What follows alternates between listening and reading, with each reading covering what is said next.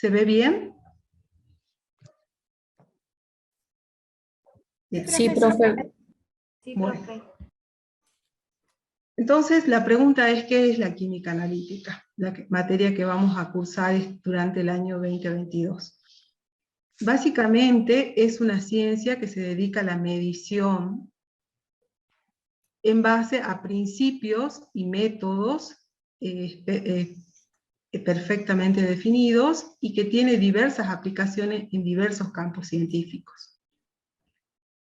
Ya tenemos algunos precursores de personas, esto tuvo una evolución en el tiempo, hay una historia de los avances de la química analítica, y en los albores de la química analítica, cuando ya se estructuró como ciencia, al principio se reconocía como un arte, es decir, era más bien aplicada. De manera presencial y virtual el mismo día, ¿viste? El mismo miércoles, digamos. Perdón, Qué chicos, raro. apaguen los Sí, micrófonos. qué raro Por favor, apaguen los micrófonos. el horario de materiales y equipo, porque yo me acuerdo que iba los martes y jueves. ¿Quién No me está acuerdo que era comentando? No puedo silenciarlo. A ver, voy a ver cómo silencio. Igual, no sé, supongo que la profe el lunes. Noelia, ¿tienes abierto? Bueno, ahí lo silencié. Hasta que encontré, llevó un tiempito. Bueno, por favor, cuiden de no abrir sus micrófonos, porque si no interrumpimos. Bueno, dijimos que en los albores de la química analítica se la reconocía como un arte de reconocer diversas sustancias y determinar su composición en el siglo XVII.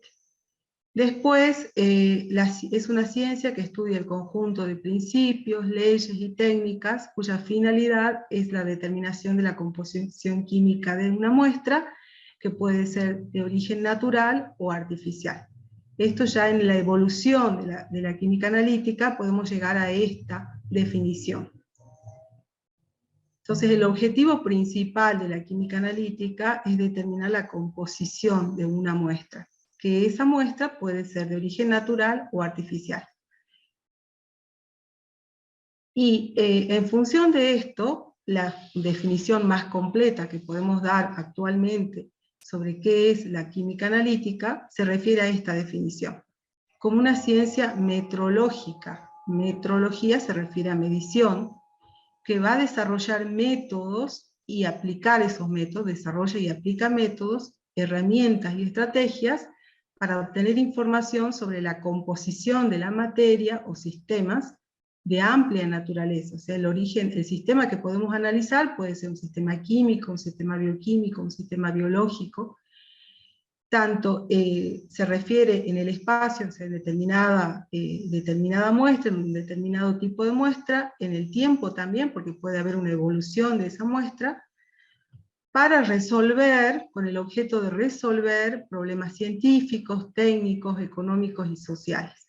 Esta definición está dada por en esta conferencia que hubo en el año 1993. Se llegó a esta definición de qué es la química analítica.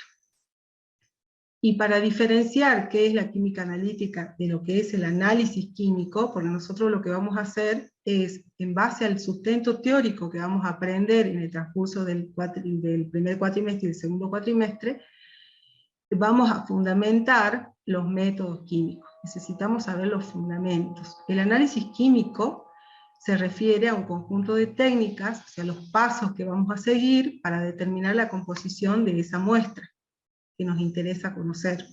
Es decir, es una aplicación de la química analítica.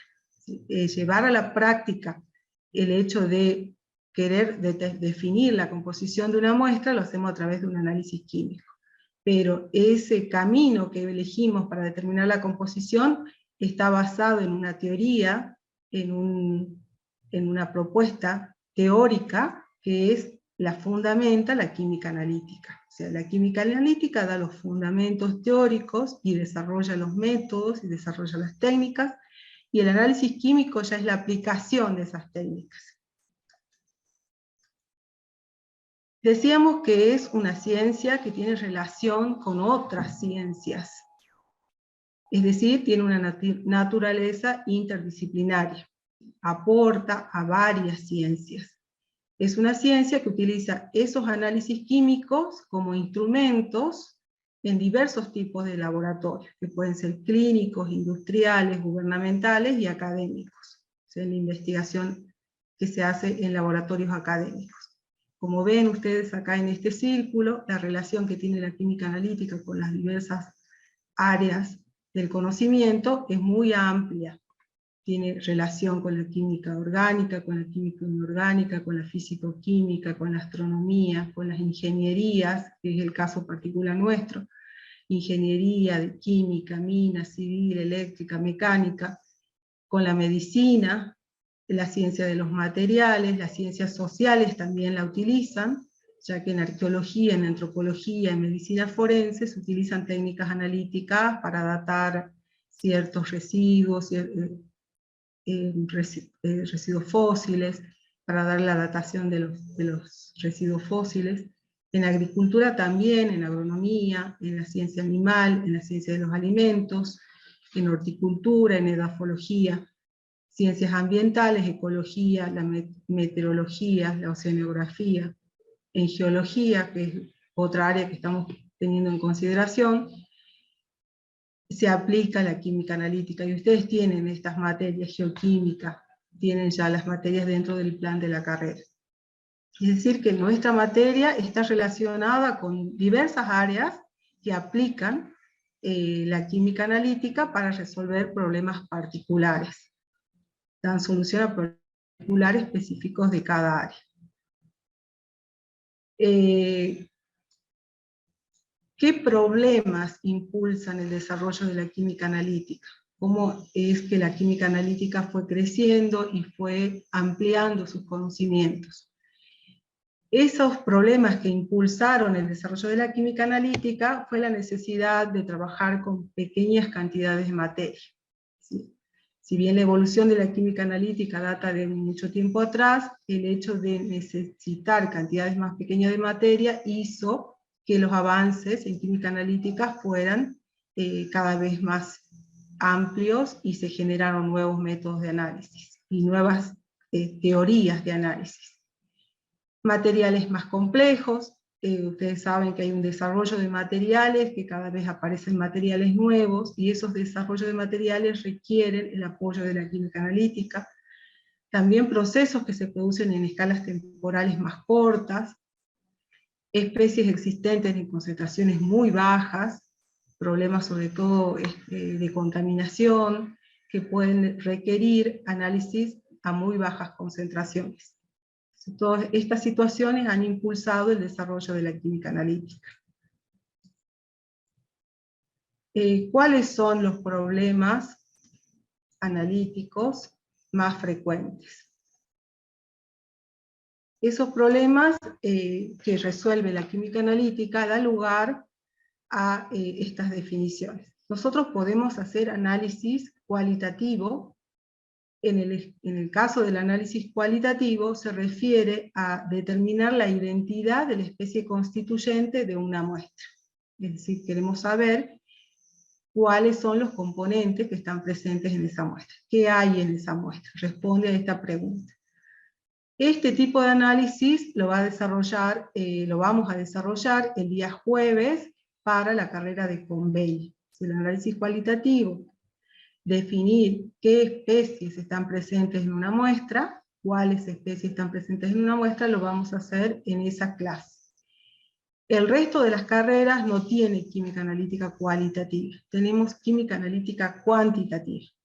Es decir, vamos al análisis cuantitativo en particular. Este análisis nos va a determinar la cantidad de la especie constituyente que está presente en la muestra. Si queremos saber cuáles son los constituyentes, ya sabemos cuáles son de entrada, tenemos que tener una idea previa. Lo que tenemos que saber, o terminamos de resolver el problema, determinando cuánto hay de cada constituyente. Ese es el objetivo del análisis cuantitativo.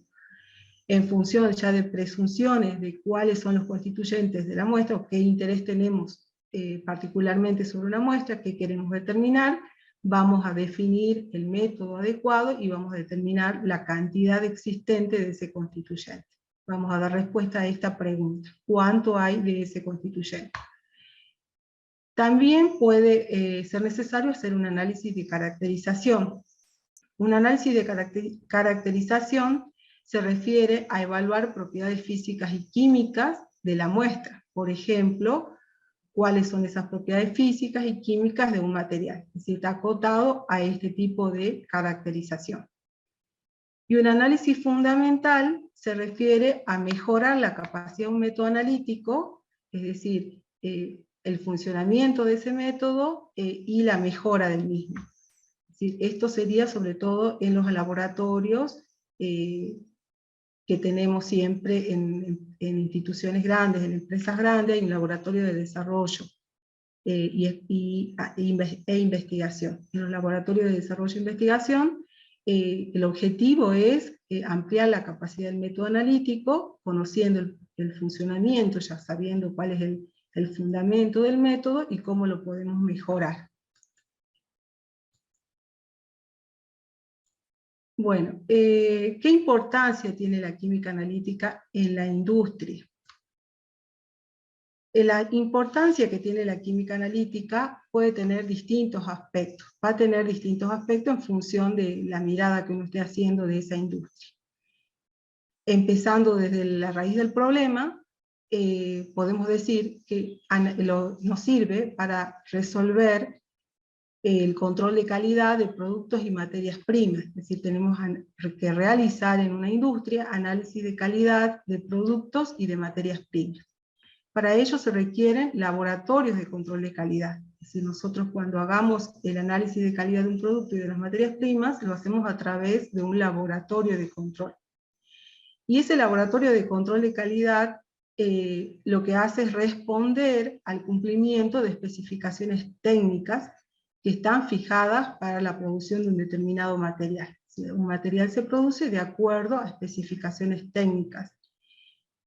Y esas especificaciones, esas condiciones o requisitos que tiene que cumplir ese producto y las materias primas que ingresan para dar lugar a ese producto final, tienen que cumplir esta serie de especificaciones. Y eso es lo que vamos a verificar en el laboratorio de control de calidad. Y una vez que tengamos el producto elaborado, se puede disponer de un certificado de análisis que garantizaría cuál es la composición de ese producto que está saliendo al mercado.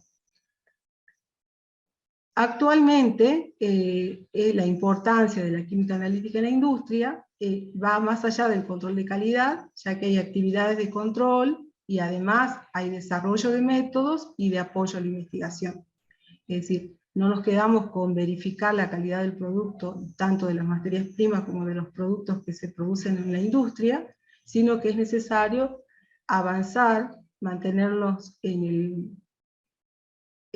avanzados, digamos, adelantados en los métodos que se desarrollen para la mejora del producto que estamos elaborando, el desarrollo de nuevos productos, y para lo cual se necesita un laboratorio de investigación, y este departamento de control de calidad va a apoyar con los análisis para que la investigación tenga éxito, progrese.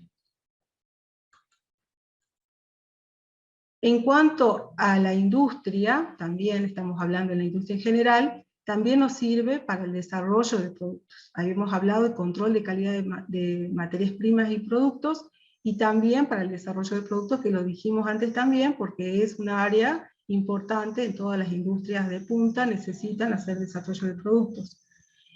Estas industrias tienen que desarrollar nuevos productos, como les comenté, extendiendo la utilidad de los que ya existen, y con el apoyo de métodos analíticos. Es decir, ese plan de desarrollo de nuevos productos sí o sí necesita el apoyo de los métodos analíticos. También cumple un rol importante en el desarrollo y optimización de procesos. Esos métodos analíticos van a jugar un papel fundamental en industrias con grandes volúmenes de producción, es decir, que aportan un alto valor económico a la producción de un país. Es decir, nosotros se mide el valor económico, la capacidad económica de un país en función de los volúmenes de producción, cuánta producción sean capaces de producir un país en determinado momento. Eso nos cataloga como países del primer mundo o del tercer mundo. Es decir, esto es algo importante, es un índice importante. De esta manera nos permite que el estudio de cambios en los procesos resulte. Este desarrollo y optimización de productos tiene como finalidad mejorar los rendimientos, ahorrar reactivos, ahorro de energía, ahorro de materia prima. O sea, estamos tratando de optimizar los procesos, disminuyendo gastos y aumentando la producción. Y esos resultados pueden llegar a documentarse en forma de patentes. Es decir, se pueden resguardar en una patente por un determinado tiempo. Cuando ese desarrollo y optimización de procesos haya sido exitoso, puede llegar a tener la forma de patente. También es importante en el estudio de aspectos ecológicos en la industria. Esto está relacionado con el medio ambiente, ya que requerimos de métodos analíticos tanto para el estudio de las contaminaciones ambientales, responder a la legislación y responder también a los controles de la contaminación ambiental que pueda estar afectando esa industria. Esa legislación incluye estrictos controles analíticos, ¿sí? Cuando nosotros nos sometemos a una ley de control ambiental, tenemos que conocer cuáles son las bases de esa ley y someternos a esos valores establecidos en esos controles. Todos los sectores industriales toman medidas para prevenir problemas de contaminación ambiental, evitando las demandas legales. Por lo tanto, es una necesidad actualmente. Ustedes saben, ya algunos seguramente habrán escuchado que en todo desarrollo de las nuevas industrias hay que hacer un estudio de impacto ambiental, o sea, prever el impacto y decir cuáles van a ser los análisis de control de ese impacto en el ambiente, y después cuando la industria llega a su fin, cuáles son los medios de remediación, si hubo algún impacto, cómo podemos remediar ese impacto. Es el caso, por ejemplo, del tratamiento de aguas residuales mineras. Es un ejemplo. En la industria de la alimentación también hay impacto. En los mataderos, en industrias de ese tipo, en todas las industrias siempre hay un impacto en el medio ambiente. Les pido por favor que tengan en cuenta el audio, ¿sí? Porque ya hay alguien que está con el audio abierto.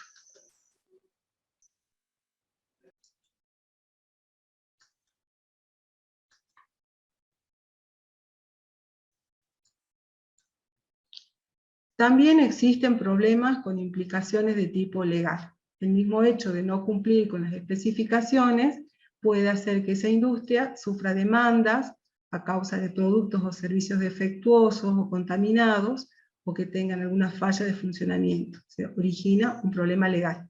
Entonces, para evitar esos problemas legales, se puede y afrontar esos problemas legales, tanto en la defensa como en la demanda, es necesario apoyarnos en análisis químicos.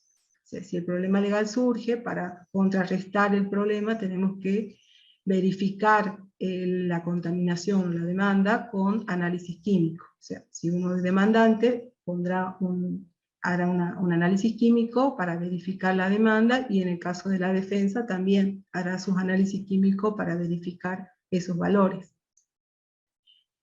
Las contaminaciones accidentales que pueden ocurrir, adulteración criminal de medicamentos, contaminación de efluentes mineros en cursos de agua, pues todas son situaciones de contaminaciones que pueden llegar a tener implicancias legales.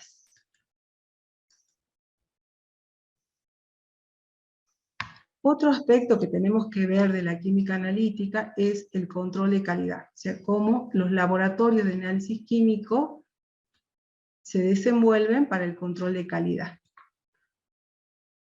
Lo que hacemos en un laboratorio de control de calidad es controlar las variables críticas de las materias primas. Es decir, nosotros vamos a producir un determinado producto, por ejemplo un cemento, entonces vamos a requerir de materias primas con determinadas especificaciones, que tenga determinado contenido de una caliza, que tenga determinado contenido de calcio y magnesio, y que tenga, no tenga valores elevados de ciertos elementos, ¿sí? Algunos componentes que pueden ser perjudicial para el cemento. Entonces van a tener, en función del producto, valores mínimos y valores máximos, o valores requeridos.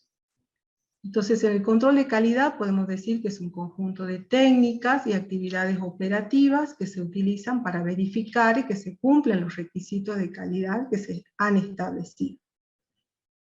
Y se entiende por calidad aspectos y características de un producto, de un proceso, de un servicio relacionados con su aptitud para satisfacer las necesidades establecidas e implícitas. Esas necesidades están especificadas en un detalle contractual, y esas necesidades implícitas están determinadas por el mercado, quien compra ese producto.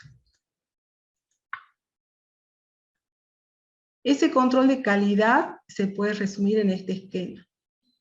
Tenemos un proceso productivo, un sistema de muestreo. En el análisis químico siempre vamos a ver este término: sistema de muestreo, análisis y controles, y toma de decisiones. Para poder entender lo que es el control de calidad, entonces lo podemos analizar teniendo en cuenta estos aspectos.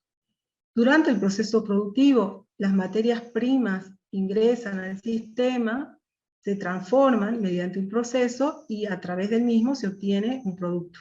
Esto sería el proceso productivo.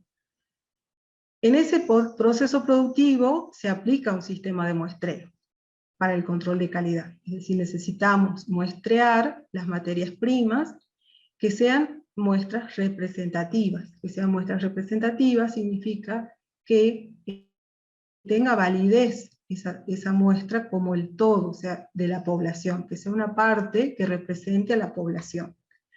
Entonces tenemos materias primas, tomamos una muestra representativa de esa materia prima. Durante el proceso también se toman productos intermedios, muestras representativas de los productos intermedios, y de los productos finales también tenemos que tomar muestras representativas de esos productos finales.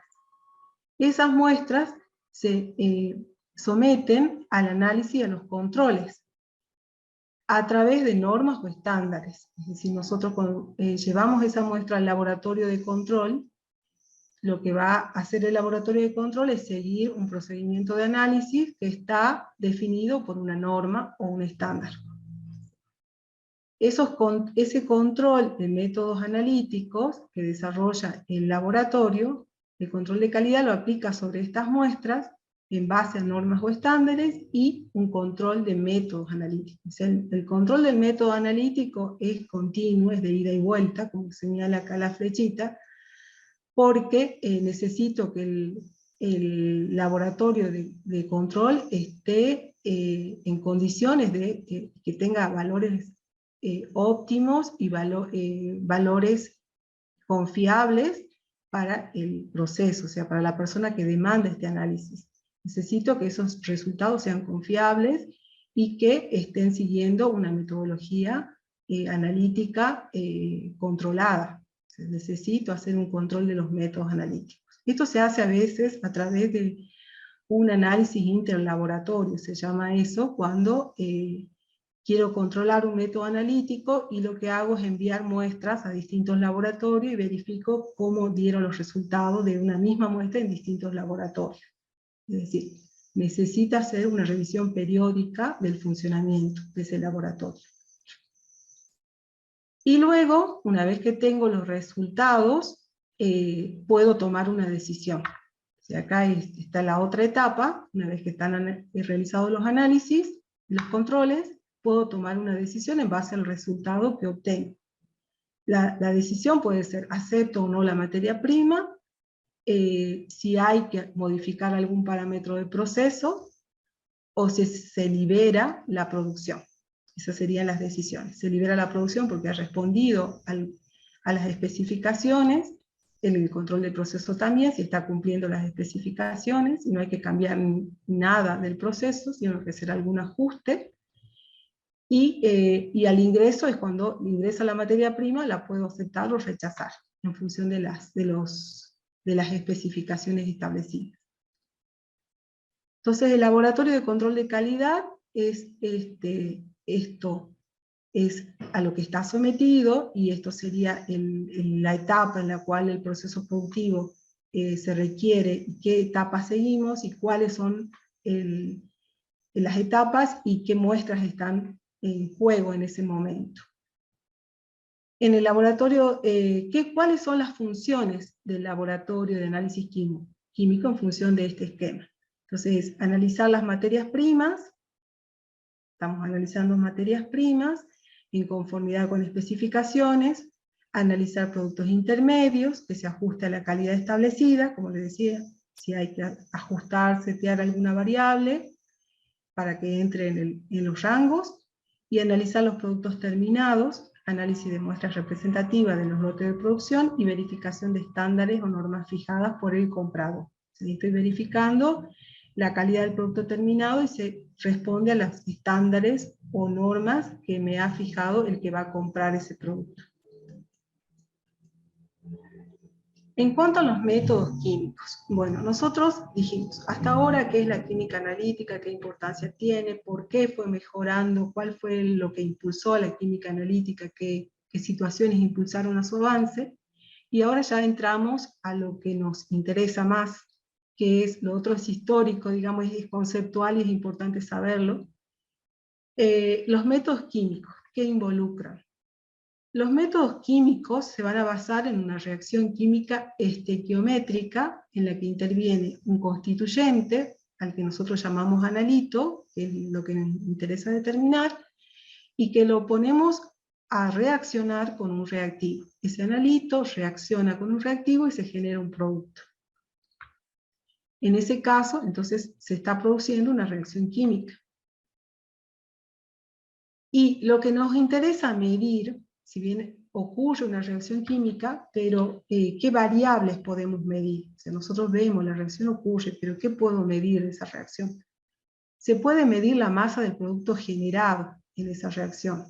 Si lo que puedo medir y me interesa medir es la masa del producto que se genera, el análisis químico se va a llamar análisis gravimétrico, porque estoy midiendo una masa, gravimetría. Si se mide el volumen de reactivo que tiene una concentración conocida y que es químicamente equivalente al analito con el reactivo, eso me va a dar lugar a un método químico que llamamos análisis volumétrico, porque estamos midiendo un volumen. Y acá la variable de interés va a ser el volumen de un reactivo de concentración conocida que reacciona químicamente en forma equivalente con el analito. Entonces, eso va a dar lugar al análisis llamado volumetría o volumétrico. Entonces, estos tipos de análisis, el gravimétrico y el volumétrico, determinan una cantidad absoluta del constituyente presente en la muestra. O sea, una vez que tengo la masa y tengo el volumen, mediante una serie de cálculos, voy a determinar la cantidad del constituyente o del analito que está presente en la muestra. Y es importante acá, está remarcado, cantidad absoluta, porque ustedes miden el volumen, miden la masa, y en función de ese valor numérico definen la cantidad presente en la muestra. El nombre de estos métodos se conocen como métodos clásicos de análisis, o métodos químicos también de análisis, o métodos clásicos de análisis. Y el tradicional que ustedes van a ver en el laboratorio son las volumetrías y la gravimetría. Acá simplemente son imágenes de volumetría ácido-base y de una volumetría ácido-base utilizando la bureta. ¿Cómo se clasifican los métodos químicos? Perdón, me fui, ahí. Existe entonces, en base a esto, decimos que se clasifican en dos, el gravimétrico y el volumétrico. Y la subclasificación de cada método sería la que sigue. Tenemos gravimetría por precipitación y gravimetría por volatilización. Por precipitación se refiere al lo que vamos a observar es el peso del compuesto que se forma y que ha reaccionado estequiométricamente con la especie analítica. Mientras que la gravimetría por volatilización, lo que observamos es la pérdida de peso, cuánto disminuyó el peso debido a la volatilización de las especies analíticas o los productos de descomposición. Es decir, un método indirecto, porque hago peso al inicio, peso después, y por diferencia sé cuánto se perdió. O también se puede referir al peso de compuestos volatilizados y recogidos. Es decir, si hago una reacción donde se volatiliza un compuesto y esto lo recibo de alguna manera en otro recipiente y lo puedo hacer reaccionar de alguna forma que se adhiera a un compuesto y lo pueda pesar, voy a saber también por diferencia de peso cuánto se generó. Sería un método de gravimetría por volatilización directo. ¿Sí? Esa sería la clasificación para la gravimetría. En cuanto al análisis volumétrico, tenemos estas 4 volumetrías. Volumetría ácido-base, volumetría complejométrica, por precipitación y redox. Esto son todos los temas que vamos a ver en el primer cuatrimestre. En la volumetría ácido-base lo que vamos a ver es el volumen, la propiedad que vamos a observar durante la titulación, va a ser el volumen de solución de reactivo químicamente equivalente a la especie de ácido básica analítica. O sea, ¿qué volumen reacciona del reactivo para que la reacción se produzca en forma equivalente a la especie que estoy determinando? Para la volumetría complejométrica es exactamente lo mismo, salvo que la reacción involucra una reacción donde interviene una formación de un complejo. Es la única diferencia. Si acá interviene la formación de una sal, ¿sí?, a un ácido y una base, una sal más agua, y una volumetría complejométrica se va a tratar de la formación de un complejo. Entonces es similar acá, también, o sea, medimos un volumen de solución de reactivo químicamente equivalente a la especie analítica, ya sea iónica o molecular, de complejamiento. Y una volumetría por precipitación también requiere la medición de un volumen de disolución de reactivo químicamente equivalente a la especie analítica que forma compuestos poco solubles, es decir, se forma un precipitado o compuesto poco soluble. Y una volumetría redox también se mide un volumen de disolución de reactivo químicamente equivalente a la especie analítica oxidante o reductora. ¿Sí? Acá interviene una reacción redox. Estos van a ser los temas que vamos a ir viendo, los fundamentos y los métodos de análisis. Vemos la base teórica de cada método, cómo se produce cada reacción química, cómo se generan las metodologías, el análisis gravimétrico una técnica particular, y el análisis volumétrico otra técnica. Pero antes vemos el fundamento teórico. Y también podemos utilizar métodos cuantitativos físicos y químicos. O sea, los otros eran métodos químicos, estos son métodos cuantitativos químicos. Los que siguen pueden ser métodos cuantitativos físicos y físico-químicos. Cuando hablamos de métodos cuantitativos físicos, cuando no existe una reacción química. El método es físico por completo, no hay reacción química. Y si interviene una reacción química, pero no necesita ser estequiométrica esa reacción, podemos hablar ahí de un método físico y químico. Hay una reacción química, pero esa reacción no necesariamente es estequiométrica.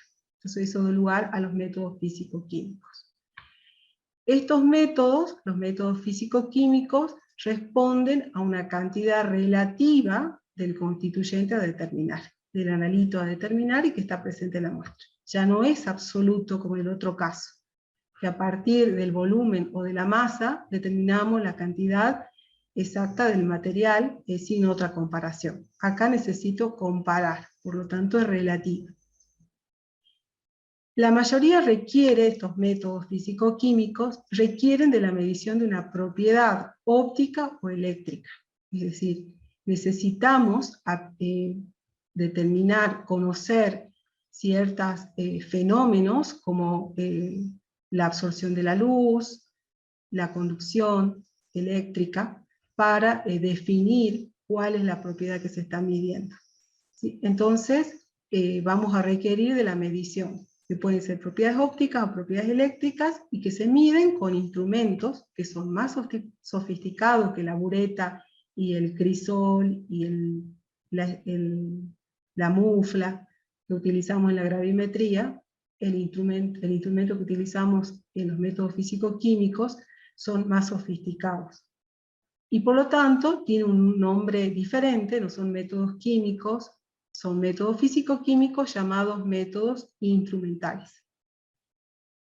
La relación entre esa propiedad medida y la concentración del constituyente, que queremos encontrar, porque a mí me interesa la concentración, como dijimos al inicio, la química analítica le interesa la composición de la materia, de origen natural o artificial.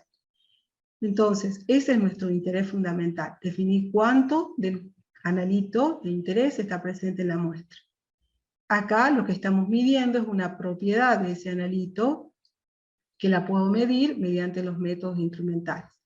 Entonces, esa relación entre la propiedad y la concentración del constituyente es una función teórica que va a depender de las condiciones experimentales y del instrumento utilizado. Es decir, que necesitamos, para hacer la relación, necesitamos una serie de patrones de calibración. Necesito utilizar patrones de calibración que me sirven para relacionar la propiedad medida con la concentración del analito en la muestra. Y en función de eso, cuál sea la propiedad medida, es lo que vamos a ver en esta tabla, en los métodos cuantitativos físico-químicos, en los ópticos y en los eléctricos o electroanalíticos, vamos a ver ejemplos. Estos métodos son los que vamos a ver en el segundo cuatrimestre. Los métodos ópticos involucran la espectrometría de absorción y la espectrometría de emisión. En la espectrometría de absorción está involucrada cuál es la propiedad observada que se está midiendo. La propiedad observada es la radiación que absorben las especies atómicas en la zona del rayos X, UV y visible. También pueden ser especies moleculares en las regiones UV, visible, infrarrojo, microondas, y especies moleculares sometidas a intensos campos magnéticos en las zonas de radiofrecuencias.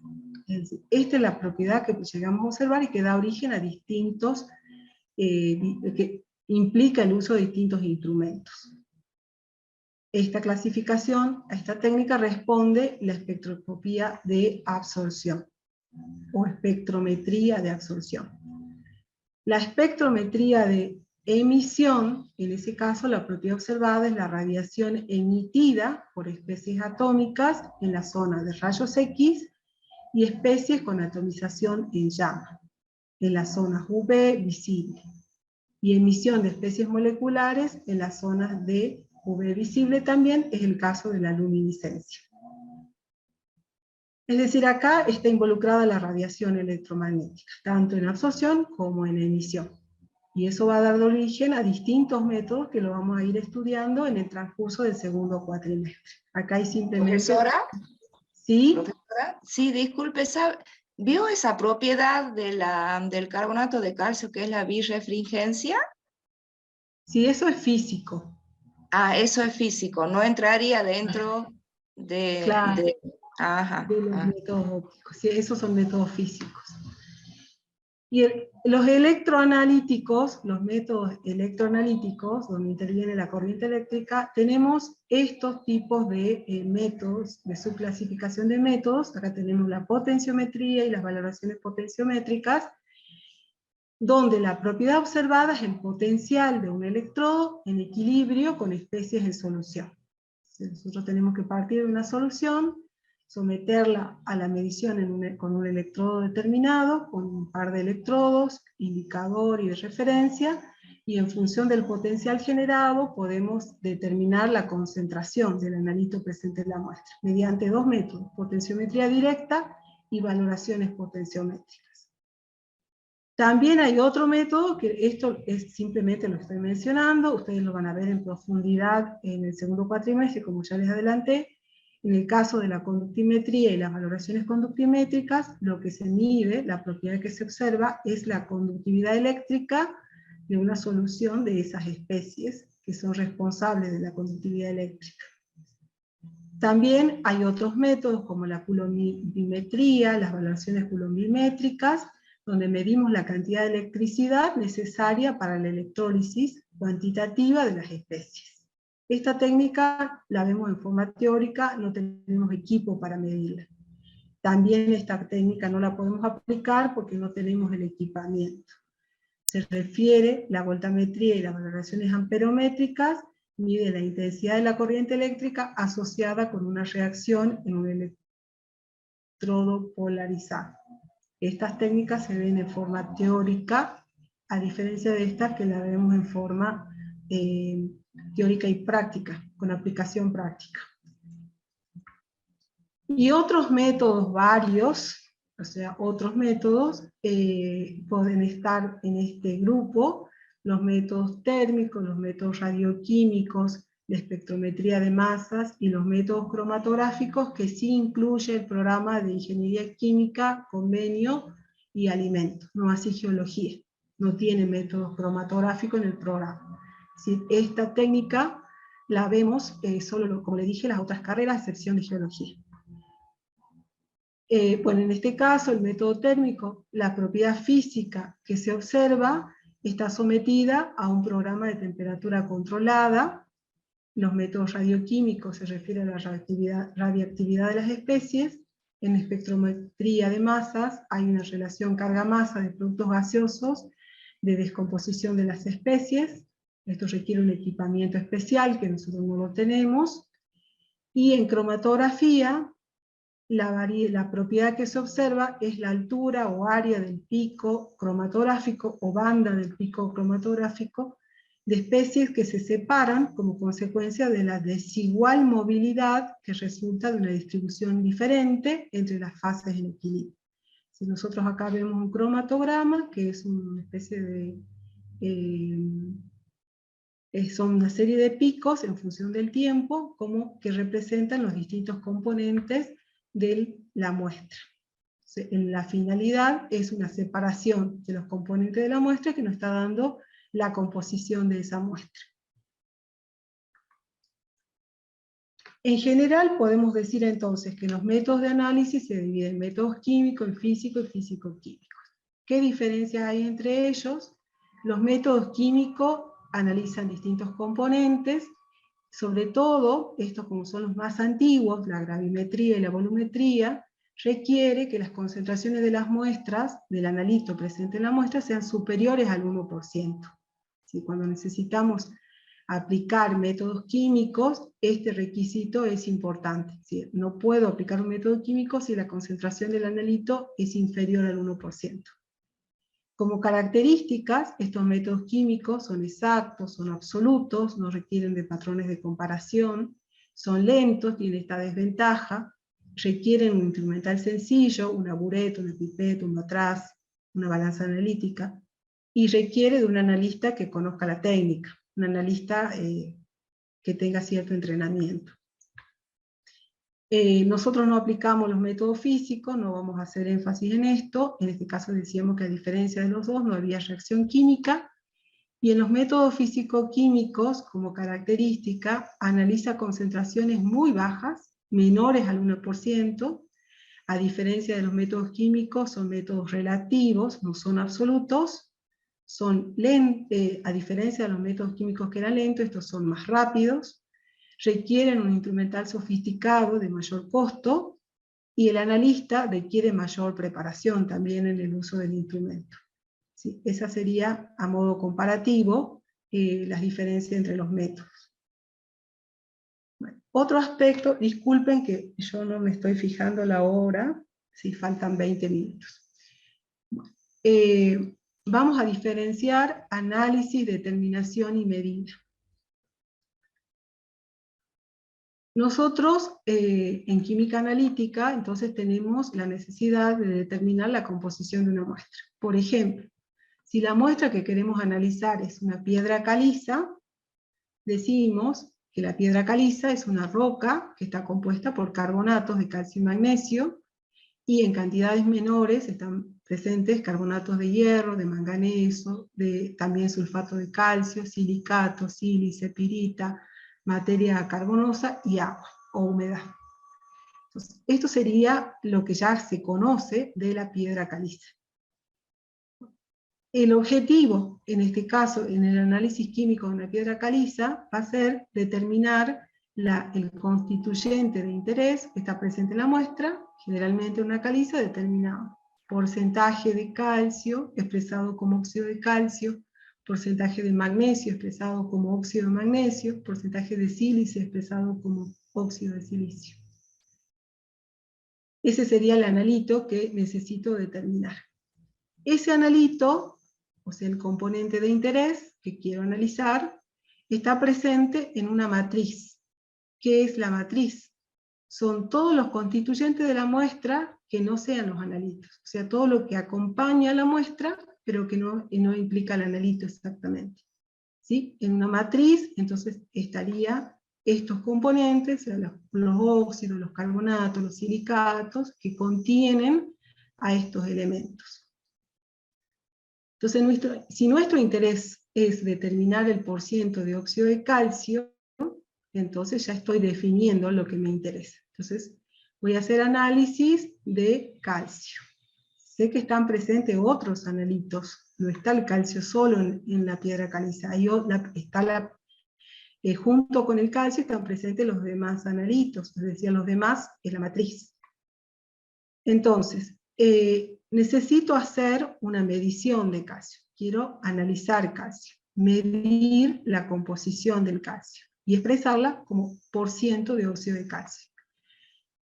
Esa medida significa una determinación experimental de las propiedades físicas o químicas de un analito. O sea, yo voy a hacer, para determinar el porciento de óxido de calcio, tengo que medir algo. ¿Qué voy a medir? Por ejemplo, puedo medir la absorción de la luz por los átomos de calcio. Puedo hacer una absorción atómica.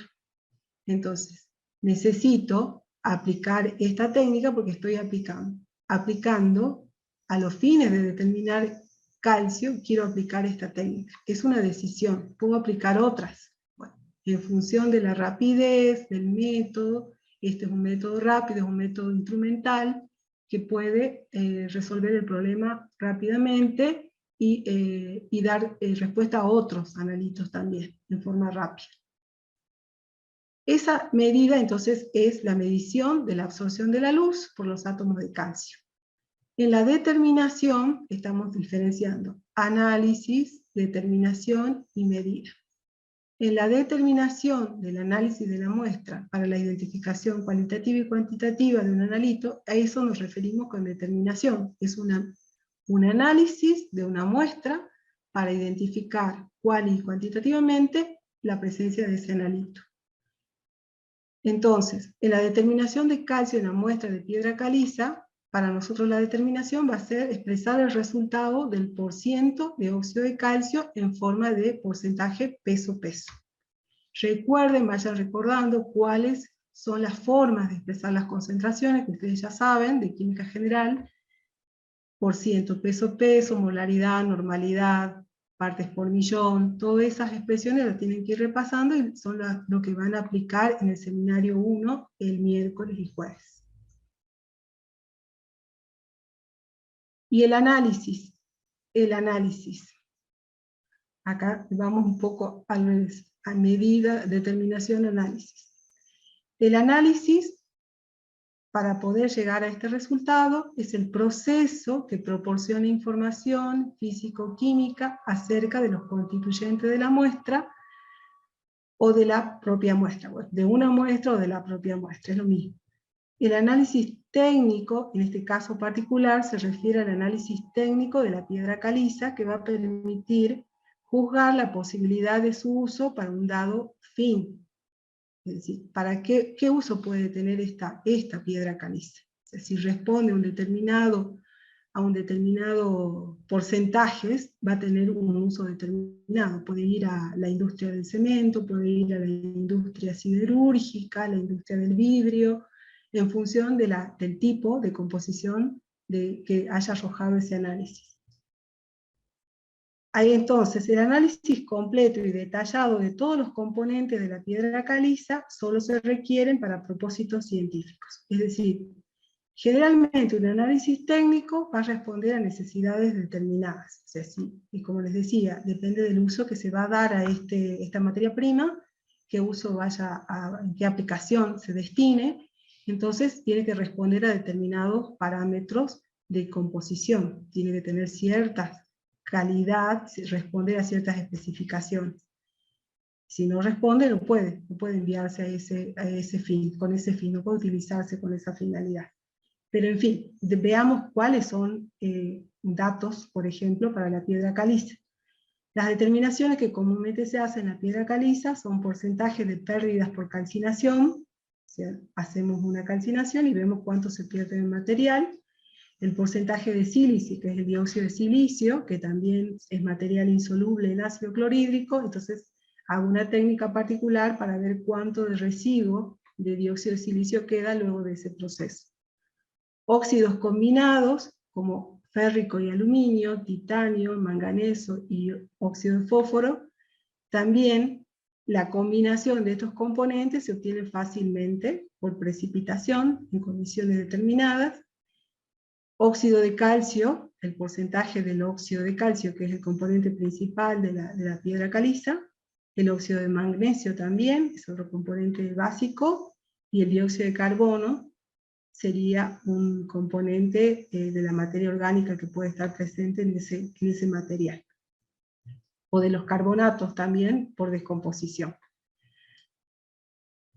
Es decir, ustedes en el análisis, en la determinación y la medida pueden diferenciar esos conceptos en el proceso de medición, que es una determinación, que es un análisis y que es una medida. Ahora vemos un ejemplo de los niveles de la metodología analítica.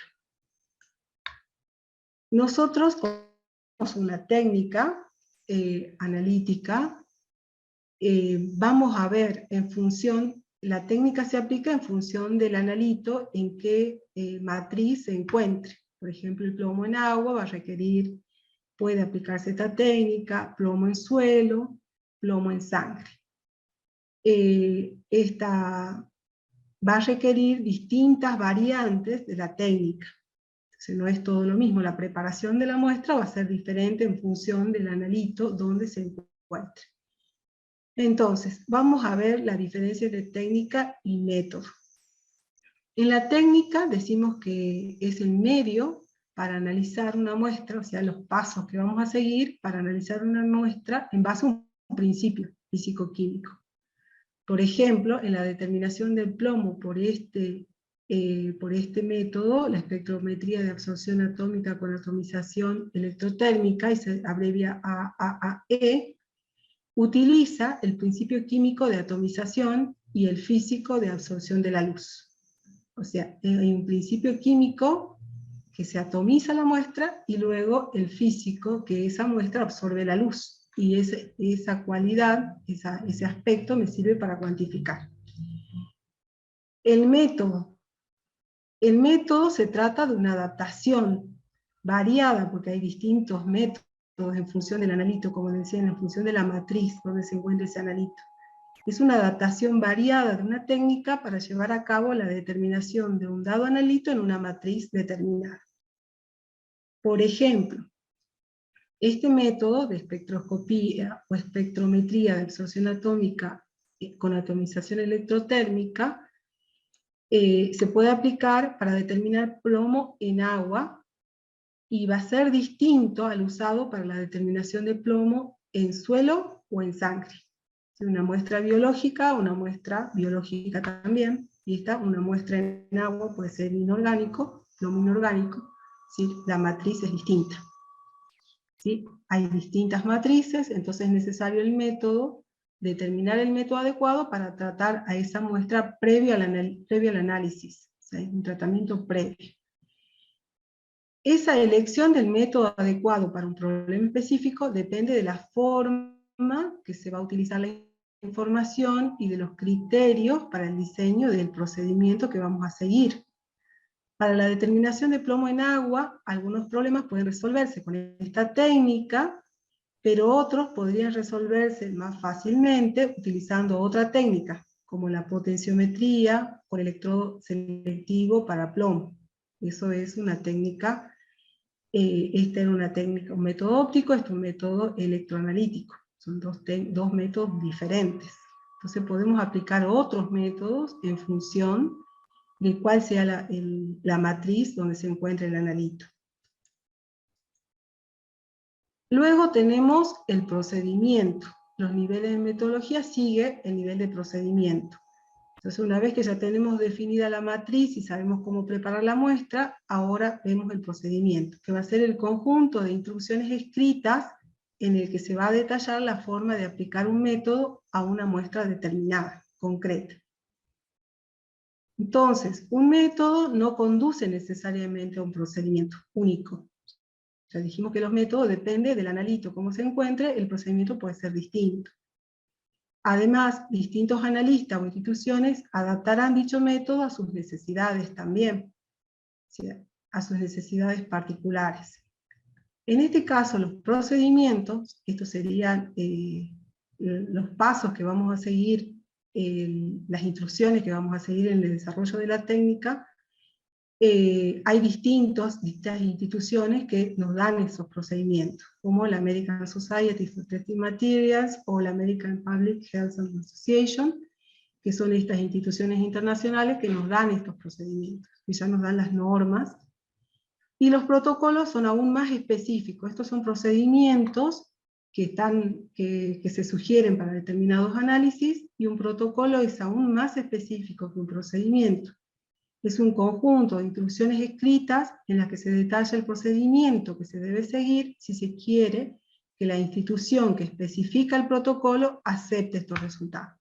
Es decir, acá ya tiene una especificidad mucho mayor. O sea, esta institución, por ejemplo, la Environmental Protection Agency, tiene para algunos análisis, sobre todo de contaminación ambiental, tiene ya los protocolos que hay que ajustarse sí o sí para que el resultado tenga validez. Si no está ajustado a esto que indica la EPA, el análisis no tiene valor. Son protocolos que se utilizan los resultados de análisis para apoyar o definir políticas públicas. Esa finalidad tiene.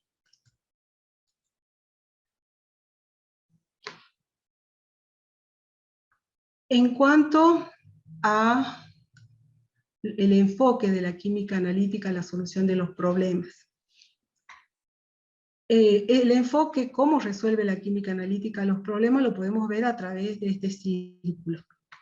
Lo primero que se hace es identificar y definir el problema en colaboración con los responsables. Es decir, dado un problema, que puede ser una contaminación, o definir la ley de una mina, o definir la composición de un alimento, de la quinoa que se cultiva en La Quiaca, una cosa así. Entonces queremos identificar el problema y definir el problema en colaboración con los responsables, o sea, con la gente que está involucrada en el problema. Una vez definido esto, se procede a un diseño del procedimiento analítico experimental.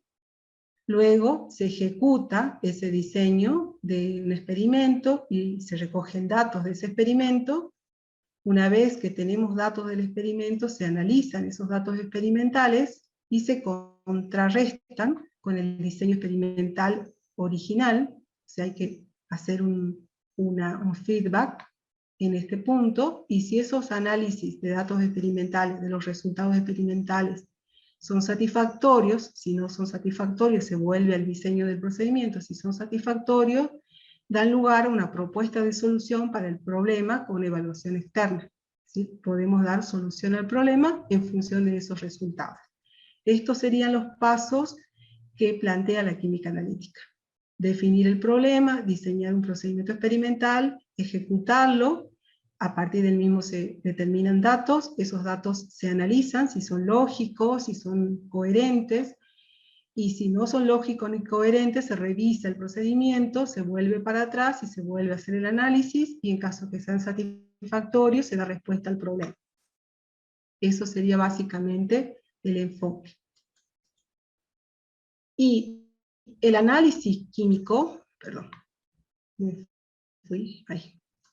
El proceso analítico general, que está al final de la teoría, involucra una serie de pasos.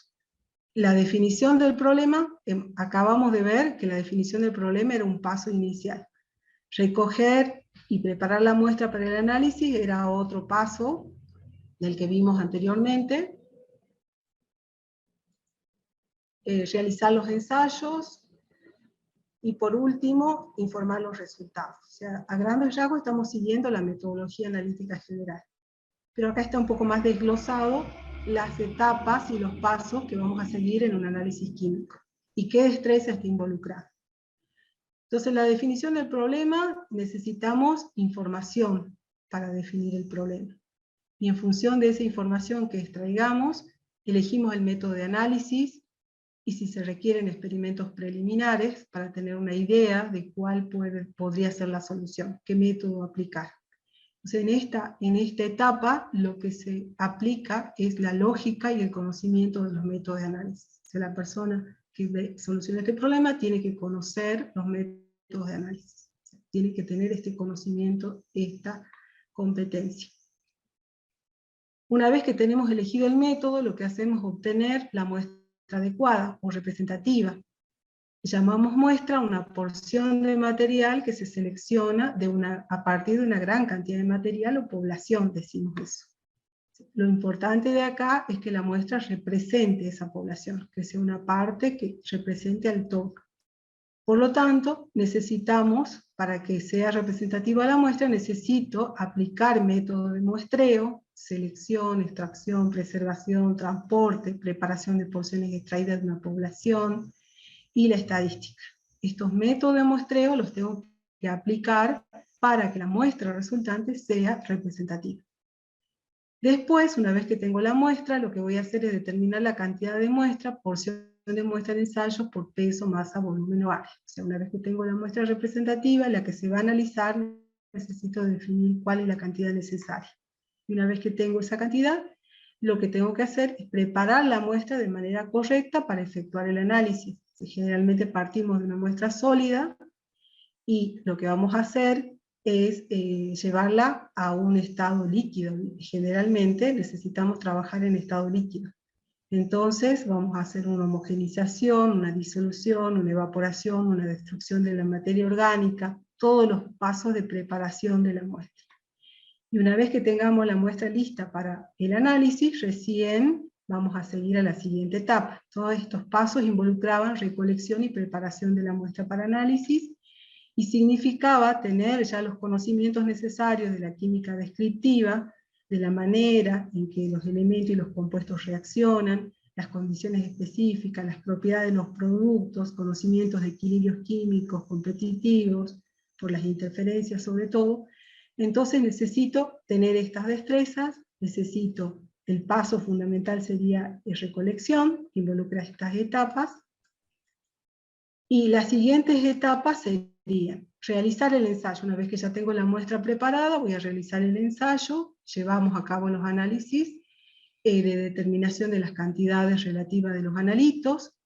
El analito se entiende como el constituyente de la muestra de interés analítico, y esos ensayos pueden significar uso de estándares de calibración o muestras simplemente, cuando sean estos sobre todo en los métodos instrumentales, y las muestras solamente en los métodos tradicionales, volumetrías y gravimetrías.